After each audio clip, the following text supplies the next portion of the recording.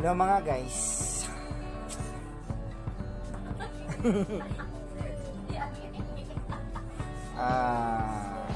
Ay paghuman ako vaccine, no? Pagkan kayong interview dito sa pag-vaccine ako mga guys, somewhere in waterfront.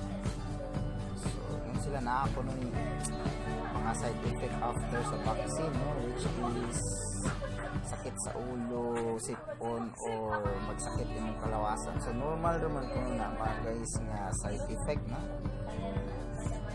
Pero aminon ako, okay naman siya, wala may problema bro. Kanarag yung mga tao no, mga tao nga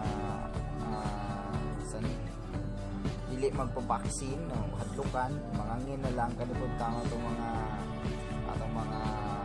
kapwa Pilipino no, kusog kayo maminaw aning mga fake news. So aning uban in taon na mahadlok lang ito po vaccine no? Kung ako ninyo mga guys, so encourage yun na ako kamo nga kung vaccine no, kay ibuhat mo yung vaccine na para sa protection sa to ang lawas ng patok aning COVID-19.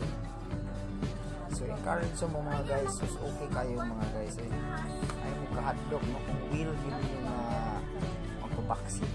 Vaccine mo mga guys, mitras na pa opportunity of free pa kining vaccine.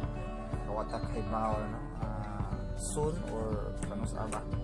Wajud ta kay bawal dit mga guys. So samtang naa pa ning vaccine, so vaccine mga guys para natin protection no. So ano mga guys, ay paminaw ng mga fake news diha sa mga news diha. So for me, vaccine is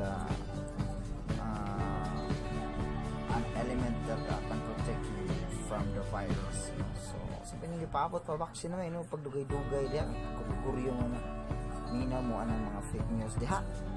Wag may mahimo hangtod maabot ang panahon nga makuddan at vaccine sa lisod na kaya mga guys. So vaccine mga guys. So hindi ay si River Radio no, mga ka-radio, pasensya na wala kayo mga uploads kay nagamay kapulian, pero nakita gyapon ta mga guys no, sa mga baguhan dia ayaw kalimot og subscribe og hit the notification bell para sa mga updated nga mga videos. Daghang salamat, stay safe and God bless.